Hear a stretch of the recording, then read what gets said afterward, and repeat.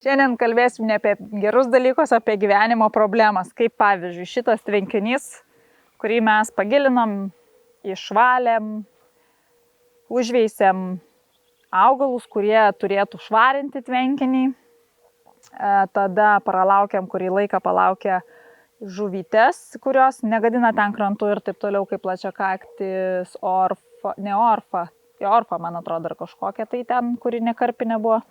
Į ką jūs čia trinatės? Į dvieselėną. Jo, šitie šunys yra problema. Po to grįžtantis namo, baikit. Švarus. Ir dar viena problema yra tai, kad tiesiog yra tokios medžiagos ir net nežinau, kas čia yra. Labai daug dauginasi ta plūdė, kaip ten jinai vadinasi, tai pažiūrėsim, kaip ten lietuviškai. Taip, turim labai daug plūdės besidauginančios, tai kaip ir suprantu, nėra blogas augalas, tačiau nežinau, kokia yra ta ateitis mūsų prūdelio. Taip pat yra ajerai, dar kažką ten sodinau ir iš tiesų kažkokios tai problemėlės mūsų ištiko. Labai keisti dalykai, nežinau, ar čia kai būna lyja, nuo avių šūdo suplaukia viskas, ar yra kažkokios kitos priežastys, bet labai tiršta masė ir nežinau net ką daryti, tiesiog ignoruosiu šitą faktą ir palauksim metus du ir pažiūrėsim, kas bus. Prūdas išgyvens arba neišgyvens. Tai vat, kitos problemos yra žolė, nespėjam pjaut, tvarkyt, namuko, nedabaigti darbai, smėlis namuose, kelias, vaikai, kurie nuolat purvina, pinigų trūkumas, turbūt kaip ir visiems. Tai daugiau nežinau, kokių tų problemų, nuolat jų pilna.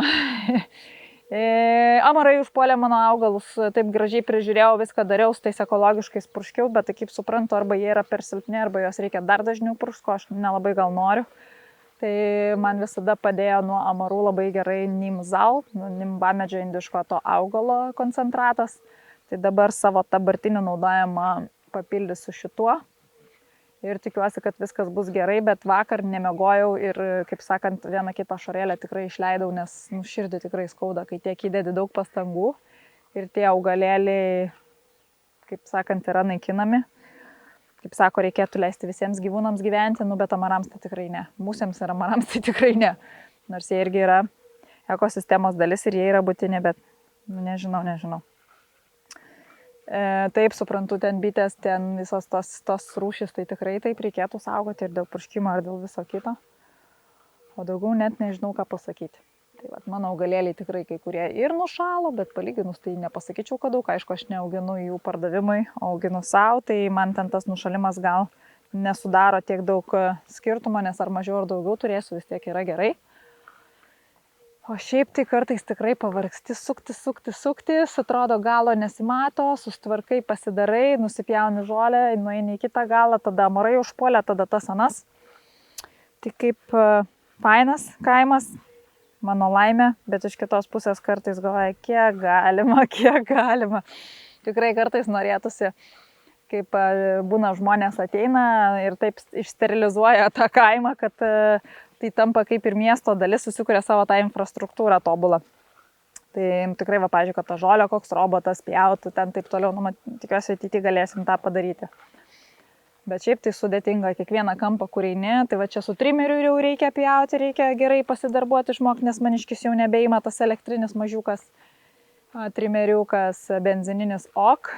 Tai va šiais metais tikrai jau ir turim šiek tiek pagalbos tos daugiau.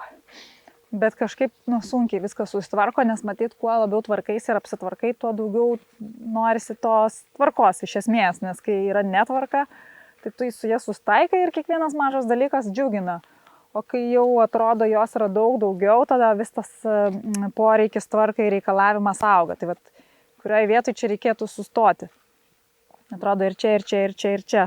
Tai matyt, reikia atsisėsti, pagalvoti iš naujo. Ir tada imtis kažkokių veiksmų. Bet šiaip tai faina, nepaisant visko. Ir faina, turim kelią. Čia visur viskas mėtus, nežinau, kaip mes čia viskas sustvarkysim. Norisi ir, kad ta gamta būtų tokia, kokia jinai yra, bet norisi ir atsisėsti, pakelt kojytes, biškį pasimėgaut. Bet tas tikrai sudėtinga yra. Bet labai džiaugiuosi iš tavo kaip čia prūdų, ne prūdų pelkė šalimais, kur yra vien žolės ir kiekvienais metais čia peri gulbė savo vietoj vienoje. Pastoviai turim baltųjų, galvarnių, didžiųjų, mažųjų, gervių. Kažkas sakė, juodą gandrą matėm, mes dar ne.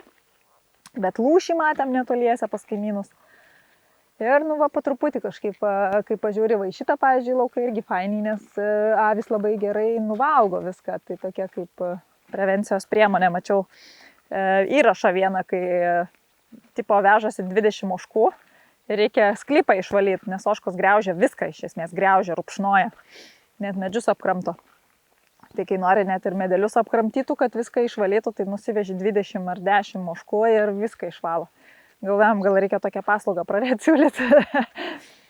Aš šiaip tai dabar jau labai noriu tų vištų, bet vėl dar tiek milijonas darbų nepadarytų ir dar jau vištų vėl reikia. Tai toks jausmas, kad visus darbus reikia mesti ir tiesiog pasilikti gyventi čia nuolat. Ta prasme, kad darbas viskas čia būtų ir tiesiog nuo ryto iki vakaro visą laiką to užsimti. Nu ir po kokių 5 metų jau bus neblogai viskas. Nu, aš visiškai nehiperbolizuoju, manau. Manau, tas reikalas gal net ir ilgiau turėtų užtrukti. Bet jo, faina. Ir to pačiu sunku, užknisa kartais. Ir tada vėl faina ir vėl sunku ir vėl užknisa. Bet kaip sakau, pas visus tos pačios problemos, tik pinigų sumos skiriasi. Tai vat, tiek žinių. Tarp žolių einu, įnersiu, paplaukiosiu. Vakar barintui kiaušo erkė įsisiurbė. Tai nežinau, žiūrėsim, ar nesumažės. Aš šiaip, nu, erkė. Vaikams lygtais ne.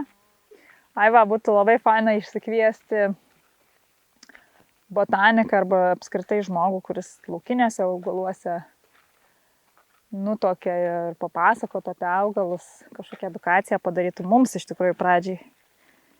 Tai būtų labai įdomu iš tikrųjų pažinti daugiau tų augalų. Aišku, kiekvieną dieną gali eiti, prisifotkinti ir atpažinti ir taip toliau, bet būtų labai smagu tokia kažkokia edukacija pasidaryti. Tai jeigu kažkas esate botanikas arba domitės tokiais dalykais, labai lauktume jūsų svečiuose. Aišku, jeigu ta paslauga yra ne tik iš geranoriškumo, bet ir mokama, norėtumėme sužinoti, kokie jos kaštai ir norėtumėme, kad atvyktumėte mus pamokyti dalykus apie augalus. Tai va. Netgi tiesiog žolelėm, kas užsiema, irgi labai aktualu įdomu, nes tikrai čia yra viską, ko reikia žmogui. Ir sveikti, ir nesveikti. Ir apskritai viskam iš tikrųjų augalai. Augalų ta galia tikrai yra nemaža.